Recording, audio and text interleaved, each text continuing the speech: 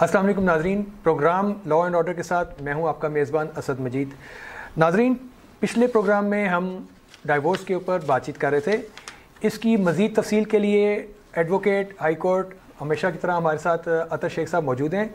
आइए उनसे इसकी मज़ीद तफसील हासिल करते हैं। जी अस्सलाम वालेकुम शेख साहब। वालेकुम सलाम जी, कैसे हैं आप? ठीक हैं, शुक्र अल्हम्दुलिल्लाह। शेख साहब, लास्ट टाइम हम डाइवोर्स के मौजू पे बातचीत कर रहे थे, जिसमें आपने खुला और कानूनी तौर पर तलाक के बारे में और उसके बाद इद्दत के बारे में बताया था। जी जी। इसके बाद हमारे पास एक और मौजू जिसके ऊपर बात की चल रही थी, वो है तलाक के दौरान रुजू कब किया जा सकता है। जी जी, मेहरबानी से उस पर हम थोड़ा सा इसमें पहले भी मैंने लास्ट प्रोग्राम में बताया था कि 4 माह 10 दिन का ये औरत का इद्दत का पीरियड होता है। इसमें भी एक लॉजिक है कि औरत अगर इस्लामी नज़रिए के मुताबिक और अगर प्रेगनेंट है तो 4 माह 10 दिन के अंदर उसका सारा वो क्लियर हो जाता है सारा। तो इसलिए औरत की इद्दत 4 माह 10 दिन के लिए 4.25 माह के लिए होती है, और उसके दौरान इद्दत पूरी करने के बाद औरत जो है वो अगली शादी रुजू कर सकती, किस शादी कर सकती है। लेकिन यहाँ एक बात बड़ी ज़रूरी है, कोई पिछले एपिसोड में मुकम्मल नहीं हो सका था कि औरत उस वक्त तक अगली शादी नहीं कर सकती। अगर वो खुला लेती है तो यूनियन काउंसिल जाती है, मैंने बताया था, तो वहाँ से वो 3 माह के बाद उसको तलाक सर्टिफिकेट मिलता है। सही, वो उस सर्टिफिकेट मिलने के बाद वो आगे शादी कर सकती है। इसमें 2-3 चीज़ें बड़ी ज़रूरी बताना चाहूँगा कि अगर एक लड़की जिसकी रुखसती नहीं हुई, निकाह हुआ, वो रुखसती नहीं हुई, उसके लिए इद्दत लाज़िम नहीं है। इस्लाम में भी है कि उसके लिए इद्दत ज़रूरी नहीं है, क्योंकि वो शरई तौर पर उसकी रुखसती नहीं हुई, निकाह हुआ है, वो तलाक लेगी, खुला लेगी, उस तरह 3 माह को, लेकिन उसके लिए इद्दत का पीरियड गुजारना ज़रूरी, सर्टिफिकेट लेना ज़रूरी है। वो ज़रूरी है। वो तो उसको देखें, वो कोर्ट से इजाज़त लेके निकाह उसका जो ख़त्म कर देती है अदालत, वो आके तलाक सर्टिफिकेट लेती है, वो उसके बाद वो शादी करती है, लेकिन उसके लिए इद्दत की ज़रूरत नहीं है अगर जिसकी रुखसती नहीं हुई। हाँ जी, खुला भी हो, तलाक में भी ऐसे ही सेम ऐसे है जी, ये इसकी इद्दत के लिए ज़रूरी है जी। अच्छा, इसके बाद एक और सवाल है कि खुला के साथ औरत कौन कौन से दावे कर सकती है? जी, ये बड़ा ही इंपॉर्टेंट क्वेश्चन है, आपका बहुत अच्छा क्वेश्चन है। मैंने थोड़ी सी तफसील बताई भी थी पहले। इसमें जब औरत खुला के लिए जाती है तो साथ वो अपना नाम का इद्दत वाला जी 3 माह जो औरत को होते हैं तलाक के बाद 3 माह का, वो उसका खर्चा तलब कर सकती है इद्दत वाला। और अगर वो खुला लेती है, अगर औरत खुद खुला लेती है, उस सूरत में भी और डाइवोर्स देने की सूरत में भी इद्दत का 3 माह का, वो 3 महीने का या 4 महीने 10 दिन का वो अपने, हाँ जी, वो उसका वो चैलेंज कर सकती है, खर्चा ले सकती है। और दूसरा ये है कि अगर उसके साथ बच्चे अटैच हैं तो बच्चों को खर्चे का केस कर सकती है, जहेज सामान का केस कर सकती है। तो ये सारी चीज़ें वो एक ही सेपरेट नहीं, केस तो सेपरेट ही होंगे, लेकिन डिसोल्यूशन मैरिज के साथ ये भी केस इकट्ठे फाइल किए जा सकते हैं एक ही फाइल में। लेकिन कोर्ट क्या करेगी, पहले डिसोल्यूशन जो खुला का केस है उसको डिसाइड करेगी, उसके बाद फिर दूसरे केसेस पे चली जाएगी, फिर वो एविडेंस कॉल करेगी, वो सारा मेरिट देखेगी उसके मुताबिक। अब यहाँ इसमें मेरा एक सवाल माज़रत साथ है, मैं आपकी बात काट रहा हूँ माज़रत साथ। उसमें यह है कि आपने लास्ट प्रोग्राम में बताया था कि एक खामंद जो गिफ्ट दे देता है बीवी को, तोहफा दे देता है, वो उसके हो जाते हैं, वो वापस तलब नहीं कर सकता। जी ऐसे ही है। तो जब ये खातून आप अपने साथ ये लेके आती है, जहेज वगैरह लेके आती है, नॉर्मली ज़्यादातर आपको पता ही है कि वो जहेज आमतौर पे लड़कों वालों ने ही डिमांड किए होते हैं, तो वो भी एक किस्म के तोहफा के तौर पे नहीं शामिल किए जाएंगे। नहीं। और अगर दूसरा आपने उसमें बताया था कि जो भी जहेज आता है उसकी रिसीविंग की जाती है। नहीं, मैं उसको डिटेल बताता हूं। और अगर वो रिसीविंग की जाए तो, और अगर रिसीविंग ना की जाए तो नहीं, वो कोर्ट के मेरिट के लिए है कि अगर आप चैलेंज करते हैं कि मैंने 20 लाख का जहेज सामान दिया है तो उसको साबित भी तो करना होता है ना। अब ऐसे मैं उठ के कह दूं मैंने 20 लाख का दिया है और मेरे पास प्रूफ भी कोई नहीं है, तो मैं साबित भी नहीं कर, एविडेंस भी नहीं पेश कर सकता, तो कोर्ट यही चीज़ तो चेक करती है। अब बात है कि जो गिफ्ट की बात कर रहे हैं, मैं उसकी डिटेल बताता हूँ कि कैसे करना है जहेज सामान का। गिफ्ट की बात ये होती है कि आप कोई फ्रिज किसी को गिफ्ट तो नहीं करता, बेड गिफ्ट तो नहीं करता, सोने का सेट गिफ्ट तो नहीं करता, वो तो लड़की अपने साथ लेके जाती है। वैसे तो इस्लाम में जहेज बना है, लेकिन क्योंकि हमारा माशरा ऐसा है कि हमने लड़की को देना होता है, उसका बेड का सामान सारा दिया जाता है, साथ सोना डाला जाता है, और फ्रिज टीवी वगैरह जो नॉर्मली हर घर में जो बाप अपनी हैसियत के मुताबिक अपनी बेटी को देता है, वो उस बच्ची का चीज़ें होती हैं, उसका इख्तियार होता है, उसकी चीज़ें हैं, वो उस पर कुली इख्तियार रखती है। कि उसको ले। तो और अगर वो उसको साबित ना कर सके या उसके पास रिसीविंग ना हो तो नहीं, उसका ये नहीं साबित ना कर, जिसने दिया है वो तो साबित कर सकेगा सर। उस जो जनरली दिया है वो तो होता है नॉर्मली, क्या मोस्टली होता ही है कि सम केसेस ऐसे आते हैं जिसमें 4 लाख का जयसमान दिया तो दावा कर दिया 20 लाख का। अब कोर्ट ने ये चीज़ें देखनी है कि आया मेरी उस बंदे ने जो दिया है उसकी वर्थ भी है कि नहीं, मतलब अगर वो 1.5 लाख का 100 लाख का मुलाजम है, उसके 4-5-6 बच्चे हैं और वो घर फैमिली चला रहा है और सोर्स ऑफ इनकम इतना नहीं है कि वो 20 लाख का जयसमान, तो उसके अंदर दूसरा मैंने इंपॉर्टेंट चीज़ जो है, अगर आप किसी को जयसमान देते हैं तो ज़ाहिर है माँ बाप परचेज करते हैं तो उसकी रिसीट होती है आपके पास कि फ्रिज खरीदा इतने में, जो भी चीज़ें खरीदी, बेड खरीदा इतने में, उसका क्रॉकरी का सामान खरीदा इतने में, तो ये सारी रसीद मिलती है। वो जो जिससे खरीदते हैं परचेज करते हैं वो रसीद देता है कि इतने का ये सामान लिया, वो रसीदें माँ बाप के पास होती हैं। तो जब वो अगर लड़की वापस आती है, तलाक होती है या ऐसा वापस आती है तो जो है तो फिर वो अक्सर रसीदात जो है कोर्ट में एविडेंस के तौर पे पेश करती है, टेंडर करती है कि जी ये माँ बाप जब शहादत होती है तो ये लड़की कहती है जी ये रसीदात है, ये मैंने परचेज की थी, ये इनकी कस्टडी में है। आजकल तो बहुत आसान है। पहली बात यह है कि जिनके बच्ची ब्याह चली जाती है, शादी होगी चली जाती है, 2-4 साल रखते हैं, 2-4 साल शादी भी चलती है, उसके बाद आमतौर पे फेक बुक देते हैं, जायज़ हुए करते हैं, या कई दफ़ा कि जी आपकी जो टीवी शीवी की जो इलेक्ट्रॉनिक की रसीदें हैं वो भी उनको दे देते हैं कि भाई कल को कोई प्रॉब्लम आती है, क्लेम करना चाहें तो आप क्लेम कर सकते हैं। सर वो रेयर केसेस में होता है मोस्टली। और दूसरा ये है कि रसीदें हासिल करना उनसे मुश्किल है। मैं किसी शॉप पे जाके तो यार मुझे पुरानी डेट की रसीदें बना दें, वो बना देते हैं। नहीं, वो पकड़ी जाती हैं सर। ऐसे आप देखें ना, आपने सामान 3 साल पहले खरीदा तो देखें जो गलत काम होता है वो गलती होता है। अगर मैंने 2 साल पहले खरीदा तो मैं डेट लेने जा रहा हूँ, अब पहले दुकानदार जो है बहुत ही करीबी आपको अगर तब देगा, अदरवाइज नहीं देगा। अब वो ये तो नहीं देगा ना 3 साल पहले खरीदा है और उसके बाद वो आपको आप रसीदें लेंगे, 2 साल की बाद रसीदें आपको दे दी, जी जी रसीद दे दी, या रसीद दे दी 2 साल के बाद तो डेट कंट्राडिक्ट हो गई कि सामान आपने 3 साल पहले खरीदा है, फिर उसकी कीमतों में फ़र्क आ जाता है। आप देखें ना, आपने उस वक्त खरीदा, वो कोई ना कोई बीच में ऐसा साबित हो जाता है कि ये रसीदें जली हैं। पहली बात तो ये करना नहीं चाहिए, पेरेंट्स करते नहीं है, असूली तौर पे तो गलत है, नहीं करते नहीं है। चले बहरहाल इसका ये थोड़ा सा मजीद आगे बढ़ाते हैं कि जो सामान है वो देना बनता है। नहीं, उसके अंदर जब केस किया जाता है तो एक चीज़ लिखी जाती है, जे सामान और पैसे, उसके अल्टरनेट पैसा, मतलब मैंने 10 लाख का जो सामान दिया है, अब वो केस लड़ते रहते 10 साल गुजर गए हैं या 5 साल गुजर गए हैं, सामान तो मेरा डिस्ट्रॉय हो गया काफ़ी हद तक, ठीक है, उनके पास है। तो फिर मैं देखता हूँ उसमें होता है कि अगर सामान नहीं है तो फिर मुझे उसके अल्टरनेट पैसे दिए जाएंगे। तो उसमें ये होता है कि जब कोर्ट देखती है तो कोर्ट फिर ऑर्डर करती है जिस मांगा, अगर फॉर मैंने 10 लाख किया है तो कोर्ट देखती है, सोना मोस्टली लड़कियों के पास होता है, वो तो डेफिनेट कस्टडी में होता है। अब सोना भी लिखते हैं 5 लाख का, वो फिर उस अदालत है वो 5 वेव आउट कर देती है। अब 5 लाख के अंदर रसीदें जब आती हैं या एविडेंस आती है, वो उसको कंसीडर करती है कि आया इसने इतने का दिया, फिर देखती है कोर्ट क्या करती है, उसको 60 to 70% जो है ना आपका वो जो सामान की डिग्री कर देती है। अच्छा, अब वो डिग्री करने के बाद आपको एग्जीक्यूशन का केस फाइल करना होता है, एग्जीक्यूशन कि उसकी तमील हो, अमेंडमेंट उसके इम्प्लीमेंट हो, वो एग्जीक्यूशन फाइल करते हैं, फिर वो नोटिस जारी करते हैं। नोटिस जारी करने के बाद उस लड़के को दोबारा वो नहीं आता तो फिर वो आप एक्स पार्टी जो होता है फिर बैलफ मुकर्रर करते हैं, आप बैलफ लेके जाएंगे उनके घर, वो लड़के के घर जाके थ्रू आप पुलिस की इमदाद भी ले सकते हैं, थ्रू पुलिस इमदाद लेके उनके घर जाते हैं, बैलफ उसको बुलाता है भी तुम्हारे खिलाफ ये डिग्री है तो ये तुमने इतने पैसे या सामान दो। अगर सामान अगर देता है सही सालम, सामान की हालत अच्छी है तो वो देखते हैं ठीक है, अगर जो टूट फूट है फिर वो उसको कोर्ट में आके कहते हैं जी हमारा ये डैमेज हुआ है, ये पैसे हम उनसे लेंगे, चार्ज करेंगे। तो इस तरह होता है। अच्छा, इस तरह होता है, ठीक हो गया।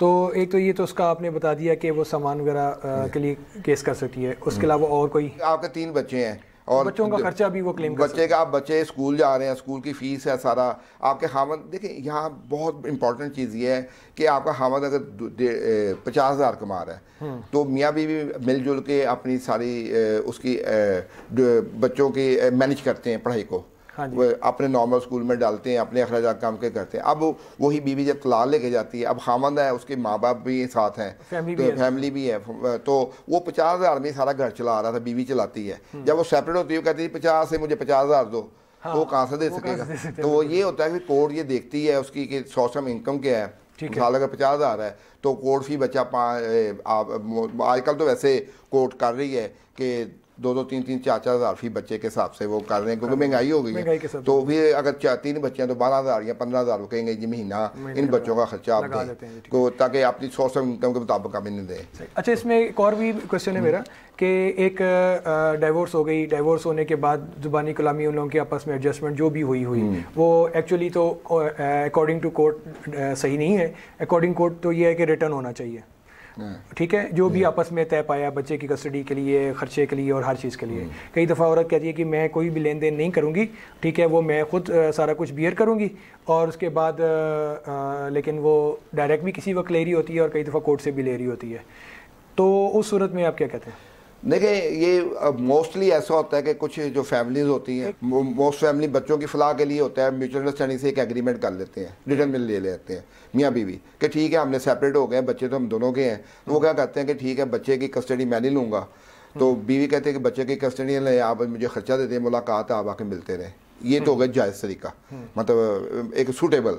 होता क्या है मोस्टली ये होता है कि ब्लैकमेलिंग होती है और बच्चा खामद कहता है जी मैंने बच्चों की कस्टडी लेनी है, और उसमें थोड़ी सी डर जाती है, वो कहती है तुम कस्टडी नहीं लोगे मैं खर्चा नहीं लूँगी। तो ये एक वाइड है, इसमें नल वाइड कर दिया। सुप्रीम कोर्ट ने कहा था कि ये गलत तरीक़ाकार है, कि मतलब आप खुद ये नहीं तय कर सकते, क्योंकि कफालत जो है वो बाप के ज़िम्मे में। तो ये कभी ऐसा नहीं हो सकता कि बाप कहते जी अच्छा कस्टडी में नहीं लूँगा, आप ऐसे करें कि मैं इसका खर्चा नहीं दूँगा, और उस पर मजबूर होती है कि बच्ची ना ले ले। वो एक ऐसा एक एग्रीमेंट कर लेती है जो कोई रिटर्न नहीं होता। जब तक औरत की दूसरी शादी ना हो उस वक्त तक वो औरत नहीं। हाँ जी, इस्लाम के अंदर और हमारी आला अदालतों के जो हेल्ड किया हुआ उन्होंने जजमेंट, उसके अंदर ये है कि कफालत बाप के ज़िम्मे में है। कफालत बाप के ज़िम्मे में। अगर बच्ची है तो जब तक उसकी शादी नहीं होती उसका जिम्मेदार बाप है। अगर बच्चा है तो उसकी भी जिम्मेदारी बाप है मेजर होने तक। अगर बच्ची मेजर भी हो गई है तो तब भी बाप की शादी तक अगर बच्चा मेजर हो गया है तो फिर बाप की कफालत का जिम्मेदारी नहीं है, ठीक है। लेकिन ये अल्टीमेटली अगर वो माँ के पास है या उसके पास है कहीं भी है तो बाप कर सकता है। और यहाँ तक भी कहा गया है कि हमारी कोर्ट्स में ऐसे भी केसेस हैं कि अगर बाप गरीब है और दादा अमीर है तो दादा जिम्मेदार हो जाएगा बच्चों के कफालत के लिए, जी क्योंकि नस्ल तो उनकी है, तो फिर उसके फिर दादा उसकी जिम्मेदारी लेगा और वो उसके अखराजात पूरे करेगा। और ये शरीयत में भी हमें शरीयत में हमें हुक्म दिया गया, तो ये इस तरह होता है। अच्छा, अब ये मुझे बताइए कि बच्चों की कस्टडी के बारे में आप क्या कहते हैं? हाँ जी, देखिए आफ्टर डिवोर्स, आपका ये मतलब है कि डिवोर्स हो जाती है। वैसे तो मियाँ बीवी के पास बच्चे रहते हैं, आफ्टर डिवोर्स बच्चे किसके पास रहेंगे? अब इसमें जो सकलिंग बेबीज़ हैं वो माँ के पास ही रहते हैं। सकलिंग से मुराद दूध पीते बच्चे वो तो डेफिनेट से। अब बच्चे बेटे का राइट जो है 8 साल तक राइट ऑफ खजाना बाप के पास आ जाता है। 8 साल के बाद 8 साल। बेटी का बलूगत तक, क्योंकि अगर बालग हो जाती है तो फिर बाप उसका राइट, बालग होने की उम्र तक पहुँचने तक बाप माँ के पास रहेगी। उम्र क्या होगी उसमें? मुख्तलिफ उम्र है। वैसे तो आजकल माशरे में बेटी 14 साल में भी बालग हो जाती है, 18 साल में, वैसे तो 18 साल उसकी 12 साल में भी हो जाती है। तो मोस्टली ये होता है कि 16-18 साल बच्ची जब होती है तो उसको कहते हैं राइट, बाप के नहीं आती नहीं है, बाप कोर्ट में चैलेंज करता है, कर सकता है। हाँ वो कर सकता है। मतलब वो क्या करता है कि कोर्ट में कस्टडी का केस करता है और कस्टडी में वो 1890 के गार्डियन वार्ड एक्ट के तहत वो केस करेगा, दफ़ा 12 और 25 के तहत। 12 होता है कि कोर्ट उसको इजाज़त देती है कि बच्चों की कस्टडी किस इंटरम कस्टडी किसके पास रहेगी, तो 25 के तहत वो केस चलेगा। अब 12 जो होता क्या है कि जब नोटिस जारी होते हैं माँ आती है बच्चों को, फिर कोर्ट इजाज़त करती है कि विजिटेशन राइट देती है महीने में 1 दफ़ा या 2 दफ़ा बाप को बच्चे अदालत में ही मिलाएं, क्योंकि नेचुरल गार्डियन तो बाप है। तो उसको कोर्ट इजाज़त हुक्म देती है कि बच्चे लेके आए और बाप से मुलाकात करवाएं। वो क्या करते हैं कि बच्चे कोर्ट में आते हैं, बाप से मुलाकात करते हैं, फिर वो इंटरनल कस्टडी में कोर्ट डिसाइड करती है कि देखिए बच्चे अगर इस एज में नहीं है कि बाप के पास दिए जा सकते हैं, तो मोस्टली ये होता है कि अदालतें माँ के पास ही बच्चे कस्टडी इंटरनल कस्टडी उन्हीं को दे देती है कि ये बच्चे इंटरनल कस्टडी आपके पास है जब तक ये केस डिसाइड नहीं होता। तो उसके बाद वो फिर प्रोसीजर शुरू हो जाता है वो बच्चों की कस्टडी का। अब बच्चे वो मैंने बताया ना 8 साल वो ये सारा, तो फिर उसके अंदर एक बड़ी इंपॉर्टेंट चीज़ होती है कि अदालत देखती है बच्चे की वेलफेयर। कोर्ट ने क्या देखना होता है, बच्चे की वेलफेयर किसके पास है, किसके पास सही है। अगर एक बाप है वो साउंड है और माँ जो बेचारी एक गरीब खानदान से है, मतलब उसका बाप भी साउंड नहीं है और बहन भाइयों पे डिपेंड कर रही है, भाइयों पे डिपेंड कर रही है, तो कंपल्सरी किसी ज़िंदगी गुजार रही है, बच्चों की वेलफेयर नहीं थी, तो कोर्ट ये एविडेंस रिकॉर्ड करने के बाद, देखने के बाद ये भी कर सकती है, कस्टडी लेके बाप को देगी, लेकिन विजिटेशन राइट जो है माँ को लाजमी देगी कि महीने में 2 दफ़ा 3 दफ़ा, फिर वो ईदों पे जाके बच्चे ये होते हैं कोर्ट से जा लेके बच्चे अगर माँ के पास हैं तो बाप के पास रहने चले जाते हैं, अगर बाप के पास हैं तो माँ के पास रहने चले जाते हैं। जब डाइवोर्स होती है, बच्चा छोटा हो या बड़ा हो, जिस एज में भी हो, बाप अपने कस्टडी का केस नहीं कर रहा, बाप मुलाकात का केस कर रहा है। उसने केस किया कि मैं अपने बच्चे से मिलना चाहता हूँ, तो औरत उस केस के लिए अपीयर ही नहीं होती। और जब बेल्फ वहाँ पर उस घर में जाता है और उस घर में वो औरत है या नहीं है, आमतौर पे वो उधर रह रही होती है, तो बता दिया जाता है कि नहीं जी वो लोग शिफ्ट कर गए हैं, या आपको पता है आजकल बेल्फ भी जो जाता है वो भी क्या सूरत हाल बनती है। तो वो वहाँ पे मौजूद होने के बावजूद नहीं अपीयर होते केस में, और वो केस जो है पेंडिंग चलता रहता है, ख़त्म नहीं होता। इसके बारे में आप क्या बताएंगे? नहीं, पहली बात तो ये है कि जब बाप केस करता है तो कस्टडी का ही केस करता है, उसके अंदर विजिटेशन राइट दिया जाता है, उसमें विजिटेशन राइट दिया जाता है कस्टडी के केस में कि मेरे बच्चे मुझे दिए जाएं, उसके अंदर विजिटेशन राइट दिया जाता है। तो बाकी बात ये, जहाँ तक ये बहुत रेयर केसेस में होता है, मोस्टली होता है कि औरतें जो होती हैं जानबूझ के अपने ड्रेसेस को गलत शो कर देती हैं, बच्चे होते हैं वहाँ घर वाले कहते हैं यहाँ रहती नहीं है, तो ये सारी जिम्मेदारी बाप पे आ जाती है जिसने केस की है। फिर वो उसको फॉलो करता है, कोशिश करता है ढूंढने की, क्योंकि अदालत ने तो ढूंढने, घर में पहुंच भी जाते हैं, अदालत तो ढूंढने नहीं, अदालत तो ढूंढने ना जाएगी, अदालत ने तो देखना है। ऐसा होता है कि मुझे किसी से बात हो रही थी, उन्होंने बताया था कि वो उन्होंने उनको साथ लिया और कहा कि आप निशानदही करें कि वो किस घर में रह रही हैं। जी जी। तो वो बताता है कि मैंने इस घर में अभी इसी घर में रह रही हैं, और इस घर में उसके भाई वगैरह फैमिली वगैरह रह रही है, और इसी घर में वो भी रह रही है, लेकिन उसके बावजूद वो कोर्ट में अपीयर नहीं होती, और कोर्ट ये बता देता है, कहते हैं जी इस घर में कोर्ट के जो बेल्फ, उसके लिए सर, उसके लिए एक कानून मौजूद है, उसके लिए ये है कि अगर जानबूझ के कोई पेश नहीं होता, बच्चे नहीं लाता, तो उसके वारंट निकाले जाते हैं। उनके कोर्ट वारंट में भी अपीयर नहीं हुए, नहीं, वो तो फिर लड़ाई है ना, कोर्ट से आप भाग रहे हैं, वो तो फिर आप कुछ भी कर सकते हैं, लेकिन मोस्टली वारंट निकलते हैं तो बेलफ जाते हैं। फिर जो बंदा अपने बच्चों के लिए तगोदो कर रहा है तो वो ट्रेस करता है, वो वहाँ ड्यूटी देता है, देखता है कब निकलते, क्या इर्द गिर्द से पूछता है, वो कंफर्म करने का बैलफ लेके जाके उनको कहता है ये बच्चे यहाँ पे मौजूद हैं। फिर बच्चे बरामद करते हैं, को बरामद करके कोर्ट में लेके आते हैं।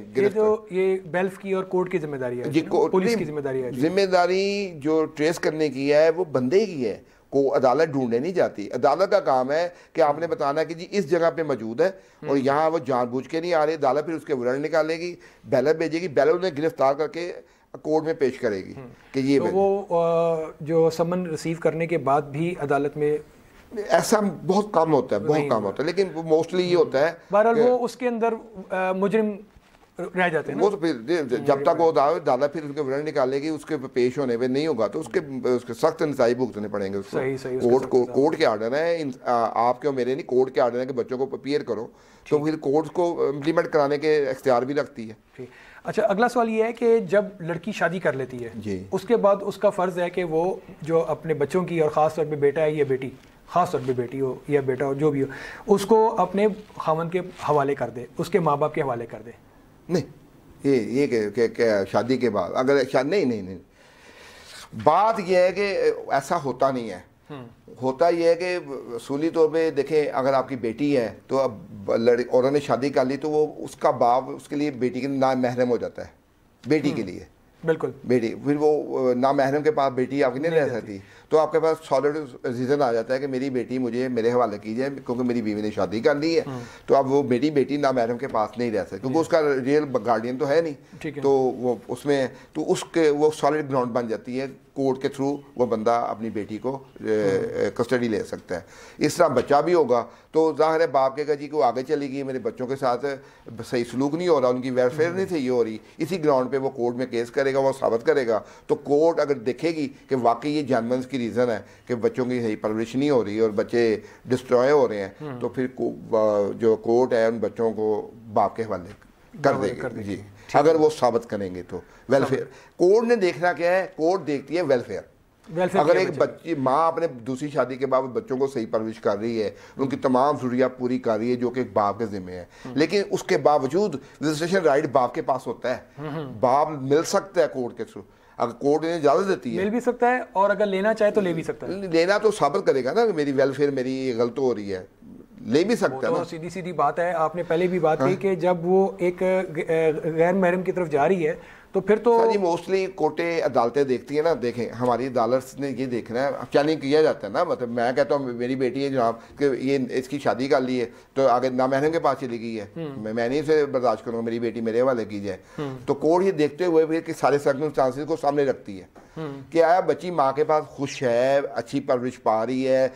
कोर्ट ने बच्चे की वेलफेयर को देखना होता है प्रॉपरली कि बच्चे की वेलफेयर अगर प्रॉपर हो रही है, बच्चा डैमेज तो नहीं हो रहा, बाप के पास जाके इसकी अच्छी वेलफेयर हो सकती है, माँ नहीं कर पा रही, तो ये भी ग्राउंड्स हैं, तो इस पर भी साबित किया जा सकता है। तो या सम टाइम ऐसा होता है कि माँ का करैक्टर सही नहीं या बाप का करैक्टर सही नहीं, तो ये भी काउंट किया जाता है कि बच्चे यहाँ डैमेज हो जाएंगे तो माँ के पास। तो ये सारी चीज़ें देख के अदालत अपना डिसीजन लेती है, और बच्चे अगर समझती बाप के पास जाने तो बाप को दे देती है, अगर माँ के पास रहना चाहे तो। लेकिन दोनों के पास विजिटेशन राइट जरूरी होता है लाजमी, दोनों मिल सकते हैं। ये नहीं होता मिलना को तो सेपरेट है, वो तो मिल सकते हैं, उसको तो आप साइड पे रखें ना। उसमें वो नहीं सर, उसमें बड़ा वो तो बात हो गई ना। विजिटेशन राइट के साथ ये भी होता है ना कि ईद के आप दरख्वास्त देते हैं कोर्ट में कि बच्चा 3 दिन मुझे दे दिया जाए, तो वो कोर्ट इजाज़त देती है कि ये बाप के पास चले या माँ के पास जाके रहे। तो ये सारी चीज़ें होती हैं, वो ठीक है। उसकी देखें वो आप दो अलग चीज़ों को दोबारा फिर साथ जोड़ देते हैं, दो अलग चीज़ों को साथ ना जोड़ें। वो राइट्स अलग से हैं, उसकी बात नहीं हो रही, वो तो ठीक है। एक बात ये हो रही है कि एक बंदे ने शादी, एक औरत है उसकी, आपका मैं जवाब दे चुका हूँ, मैं बताता हूँ ना, ये कोर्ट ने मैनेज करना है, खाली इस ग्राउंड पे नहीं कि ना महरम। मैं आपको बात कर रहा हूँ कि ना महरम उसका बाप ना महरम हो जाता है। आपने बात की फलाह की, हाँ ठीक है। अब बच्ची का खर्चा सारा बाप दे रहा है बच्ची का, तो फिर फलाह वहां पे कहाँ से आ गई? नहीं ये देखे ना, यहाँ बात आप सिंपल ये नहीं ना कहते फलाह कहाँ से आ गई। अब खर्चा वो तो कर ही नहीं, देखे यही तो चीज कोर्ट देखती है कि बाप अगर खर्चा दे रहा है, अब खर्चा बाप 5,000 दे रहा है, बच्ची पे 15-20 हज़ार खर्चा हो रहा है महीने का, तो ये भी तो देखे ना माँ कर रही है ना। माँ अगर बाप के पास है तो माँ चैलेंज करती है बच्चे मुझे दे दिए जाए क्योंकि मेरा राइट है, मेरे बच्चे डैमेज हो रहे हैं। अगर बाप उन पे 1.5-2 लाख महीना खर्च रहा है, अच्छी परवरिश कर रहा है, उनको तमाम जरूरियात ज़िंदगी अच्छी दे रहा है, तो माँ इस काबिल नहीं है। तो यहाँ इंपॉर्टेंट चीज़ है कि अदालत ने देखना बच्चे की वेलफेयर कहाँ अच्छी है, तो वो उसी को मद्देनजर रखते हुए देखते हुए अदालत जो इंसाफ करती है। दूसरा इसमें ये आया था कि माँ बच्चे को अपने पास रखती नहीं है, वो अपनी बहन या भाई या वो रेयर केसेस होते हैं सर, वो बहुत रेयर केस हो जाए तो। लेकिन मोहम्मद लॉ के अंदर जो देखें नेचुरल गार्डियन बाप है, अगर बाप ही आता है तो बच्चे डेफिनेट बाप के पास आएंगे, वो अगर छोड़ भी नहीं देंगे, वो डेफिनेट नेचुरल गार्डियन बाप है। उस सूरत में अगर बाप की डेथ हो गई या बाप चला गया कहीं बाहर जाकर रह गए, बाहर ब्रॉड चला गया, यहाँ नहीं है, तो उस सूरत में मोहम्मद लॉ में सबसे पहले इख्तियार जो है वो नानी नाने का है। नानी नाने का है। अगर नानी नाना नहीं है तो दादी दादा के कन्वर्ट हो जाएगा। ये इस तरह है। चलें ठीक है। इसके बाद हम एक और बहुत अहम सवाल है और आजकल इसका बहुत ज़्यादा चर्चा हो रहा है, वो है कोर्ट मैरिज। कोर्ट मैरिज क्या है, इसकी कानूनी हैसियत क्या है, इसके बारे में कुछ बताइए। जी, पाकिस्तान के कानून में कोर्ट मैरिज का कंसेप्ट ही कोई नहीं है। अच्छा, ये हमने कोर्ट मैरिज बनाया हुआ है, असल में कोर्ट मैरिज होती नहीं है। जी मैं बताता हूँ कोर्ट मैरिज कहते किसे हैं। जी, फंडामेंटल राइट के तहत एक बालग लड़की लड़के को इख्तियार है कि वो शादी कर सके, हलाल है, ये हलाल है। ठीक है। लड़की भाग के अगर जाती है, होता क्या है कि एक लड़का लड़की भाग के किसी वकील के पास चले जाते हैं, वो अपने चैम्बर में एक निकाह हवा को बुलाता है। निकाह हवा को बुलाने के बाद वो उसका निकाह पढ़वाता है दोनों का। उसके अंदर 2 गवाह जरूरी होते हैं। जब 2 गवाह होते हैं तो वो निकाह पढ़ा के उसके बाद, क्योंकि जिनकी बच्ची भागी है वो डेफिनेट लड़के ऊपर केस करना चाहेंगे, तो वो 164 CRPC का बयान करवाते हैं बाद में जाके कोर्ट में। इसलिए बाद निकाह के बाद कि इन्होंने लड़की वहाँ बयान देती है कि अपनी मर्जी से मैं आई हूँ, मैं ना इसने मुझे गवाह किया ना कुछ किया है, मैं अपनी मर्जी से आई हूँ, रजामंदी से, मेरे पे कोई जबर नहीं, कोई कुछ नहीं, मैंने इसे शादी कर ली है। और उसका बयान रिकॉर्ड करके उसको उसके हवाले कर देती है, रिकॉर्ड में ले आती है। अब होता ये क्यों करवाया जाता है, वो इसलिए इसका नाम कोर्ट मैरिज हो गया। बेसिकली शादी वही निकाह के तौर पर होती है, कोर्ट का कोई शादी कराने का मतलब नहीं होता। अच्छा, इसका मतलब ये है कि कोर्ट के अंदर कोई शादी नहीं होती? नहीं, और क्या कोर्ट इजाजत देता है कि आप जाके शादी कर लें या निकाह कर लें? नहीं, इसको कोर्ट मैरिज का नाम हमने इसलिए दे दिया, बेसिकली पाकिस्तान में कोर्ट मैरिज का कोई कंसेप्ट नहीं है। कोई ऐसा एग्रीमेंट हो जो कानूनी तौर पे हो कि वो कानूनी तौर पे नहीं है ही नहीं। हमारा निकाह ही निकाह पड़ाएगा, हमारा मुस्लिम तरीका वो निकाह ही है। अच्छा, कोर्ट कभी अगर ऐसा हो तो हर बंदा कोर्ट में ज्यादा दरख्वास्त दे देंगे मैंने निकाह करने शादी करनी है। अच्छा, तो ये पाकिस्तान से बाहर मुख्तलिफ इंडिया में है, दूसरी कंट्रीज में है कि वहाँ लड़की लड़का कोर्ट मजिस्ट्रेट के पास या रजिस्ट्रार के पास शादी के उसको दरख्वास्त देते हैं, वो टाइम दे के उनको बुलाता है, फिर उनके सामने साइन उठे करवा के उनकी शादी हो जाती है। सही। तो ये कोर्ट मैरिज ये है। अब होता ये है कि जब अगर लड़के के ऊपर माँ बाप उसका अगवा का केस करवाते हैं तो वो सेक्शन है, मैं आपको बताता हूँ जी, उसका सेक्शन है आपका भला करे, पीपीसी के तहत है उसका, उस पर पर्चा करवा दिया अगवा का। वो उस पर ये होता है कि वो जो 164 का बयान करवाया था वो उसकी मदद करता है उस वक्त। अच्छा, वो उसकी मदद करता है कि ये जली FIR है तो इसने लड़की ने बयान दे दिया, वो उसकी हेल्प करता है उस वक्त। 164 का हो जाता है ये CRPC के, और PPC की जो होता है वो उसके तहत वो 365 PPC, ये अगवा का पर्चा करवा वालिदैन जो अक्सर लड़के ऊपर कराते हैं। इसमें एक और चीज़ बड़ी ज़रूरी है, 365 PC की जब होता है तो 164 का बयान उसके आके उसकी मदद करता है। तो यानी जो पेरेंट्स हैं वो FIR जो कराते हैं वो 365 अगवा करवा लिया, उन्होंने हमारी बच्ची को अगवा करके ले गए। जी जी। अब क्या ये लड़के वाले भी ऐसा कर सकते हैं कि लड़की हमारे बच्चे को अगवा करके ले गई है? नहीं, बेसिक तो मसला तो बेटी लड़की का ना, लड़के का क्या है? आजकल तो ये भी बड़ा मसला चल रहा है, वो चल रहा है, लेकिन मोस्टली होता है लड़का फंसता है, लड़के के लिए प्रॉब्लम आती है। अब होता क्या है मैं आपको बताता हूँ कि अब ये होता है कि अगर लड़की उन्होंने पकड़ ली है, लड़की माँ बाप के पास चली गई, अगर लड़की डिनाई कर गई है कि जनाब मैंने निकाह किया ही नहीं और इन्हें ज़बरदस्ती की है, तो लड़के पे ज़िना का और ये अगवा का केस वो लड़के को सफ़र करना पड़ेगा। तो ये अगर वो 164 का बयान दे देती है तो फिर वो नहीं, उसके बावजूद कहती है कि मुझे बाय फोर्स करवाया गया कि मैं लड़की कैसे, अगर इनकार कर देती है कि जिन्हें मैं घर जाके ज़ाहिर झुक जाती है माँ बाप के आगे, तो वहाँ जाके वो इनकार कर देती है, स्टैंड नहीं लेती कि जी नहीं मैंने तो ऐसा इन्होंने ज़बरदस्ती किया था मेरे साथ, मैं क्या करती अपने बजा, तो लड़का फिर सफ़र करता है उसमें। तो इसलिए ये एक ऐसी चीज़ है जिसको कि पाकिस्तान में अच्छा नहीं समझा जाता। पाकिस्तान में ऐसे शादी को अच्छा नहीं समझा, मोस्टली ऐसी शादियां कामयाब भी नहीं होती। तो इसलिए इससे बचना चाहिए। माँ बाप जो वालिदैन अपने बच्चों के लिए सोचते हैं वो बहुत अच्छा सोचते हैं, वो बहुत सारी प्रॉब्लम्स और बहुत सारे मसाइल को देखकर उसके बाद लड़का और लड़की क्या आपस में इनका तय होता है, दोनों की तरह के वालिदैन मिलकर, और वो ही यकीनन आगे भी तोड़ चलती हैं। जी ऐसे ही है ये निकाह जो कामयाब शादियाँ भी वही होती हैं। कोर्ट मैरिज जो है ये डिसलाइक की जाती है, पसंद नहीं की जाती। सही। तो इसका मतलब ये हुआ जो आमतौर पे कहा जाता है कि कोर्ट मैरिज का कोई कॉन्सेप्ट नहीं है, कोई कानून भी नहीं है। वो इस बयान और उसकी वजह से उसको कोर्ट मैरिज का नाम दे दिया गया। 164 का बयान करवाते हैं तो फिर उसको वो कहते हैं जी कोर्ट मैरिज। जो मुझे समझ में आई वो ये है कि पहले निकाह होता है, जिस तरह से इस्लामी निकाह होता है, निकाह होने के बाद लड़का और लड़की अदालत में जाते हैं और कहते हैं कि हमें अपने घर वालों से या अपने रिश्तेदारों से खतरा है कि किसी किस्म का हमारे साथ ज्यादती ना की जाए, हम दोनों ने मिलजुल के अपनी मर्जी से शादी की है, जो हमारा हक है। लड़की का बयान जरूरी होता है, लड़की का बयान जरूरी जी मुझे एक तो मेरे खामद को मेरी जान और मुझे मेरी जान का खतरा है, दूसरा मैं भाग के नहीं है, अपनी मर्जी से शादी की है मैंने, मुझे ना किसी ने गवाह किया ना कुछ, मैं बालग हूँ, शर्त है कि बालग होना चाहिए, बालग होना जरूरी, और 2 गवाह, एज उनकी 18 से। यहाँ बहुत ज़रूरी होता है, सम टाइम लड़की के पास शनाख्ती कार्ड नहीं होता, ये कुछ चीज़ें बड़ी अहम है, तो उसकी पासपोर्ट साइज 2 तस्वीर और फिर उसका मेडिकल रिपोर्ट ली जाती है जिसमें उसको बालग साबित किया जाता है कि लड़की बालग है। अच्छा, तो बालग तो 14-15 साल की उम्र में भी हो जाती है? नहीं, वो मेडिकल बता दी हमारी शरी में, जो शरी बालग आपको पता है बालग की क्या है वो उसमें, तो मेजर होता है कि 18 साल से अबाव 18 साल तक होनी चाहिए, 18 साल जी। ID कार्ड बनवाना चाहिए, ID कार्ड, अगर ID कार्ड नहीं बना हो तो मेडिकल रिपोर्ट बताती है इसकी एज इतनी है, वो मेडिकल करवाया जाता है, तो फिर उसके साथ 2 पासपोर्ट तस्वीर लग जाती हैं, तो दो गवाह होते हैं दोनों की तरफ से, ठीक है, गवाह 2 गवाह लाजमी है, तो वो गवाह पेश करके, और इसमें सबसे इम्पोर्टेंट चीज़ सम टाइम ऐसा होता है कि लड़की डिनाई कर जाती है तो जो गवाह थे वो भी फंस जाते हैं, वो भी पकड़े जाते हैं, जो 2 से 8 जाते हैं वो भी पकड़े जाते हैं। तो इसकी सेफ्टी का क्या तरीकाकार है? सेफ्टी वही लड़की जो बयान टाइम रहे अपने किए पे, अगर लड़की अपने कायम रहे, स्टैंड ले।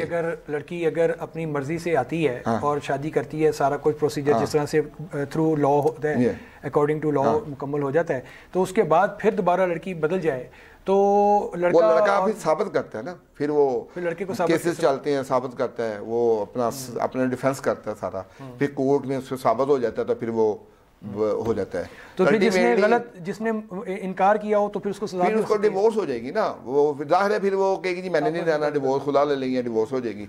मतलब ऐसी कुछ शादियाँ कामयाब नहीं रहती, ऐसी करनी ही नहीं चाहिए, इनको डिस्करेज करना चाहिए कि बेटी बाद शादी वही है जो माँ बाप की रजामंदी से हो। बहुत शुक्रिया अतर शेख साहब आपका, आपने बहुत ही अहम मालूमात से हमें नवाजा और हमारे नाजरीन को भी यकीनन इससे बहुत ज़्यादा इस्तिफ़ादा हासिल होगा। कोर्ट मैरिजेस नहीं होने चाहिए और इसमें निकाह के भी तरीके बता दिए गए कि सारे किस तरीके से निकाह होना चाहिए, शादी होनी चाहिए, किस तरह से रुखसत होनी चाहिए। नाजरीन, इंशाल्लाह अगले प्रोग्राम में हम आपके साथ नए प्रोग्राम के साथ होंगे जिसका मौजू होगा निकाह। निकाह क्या है और निकाह कितने किस्म के होते हैं और निकाह करने का क्या तरीक़ाकार है और किस चीज़ का ख्याल रखना चाहिए। तब तक के लिए मुझे और अतर शेख साहब को इजाज़त दीजिए। अल्लाह हाफ़िज़।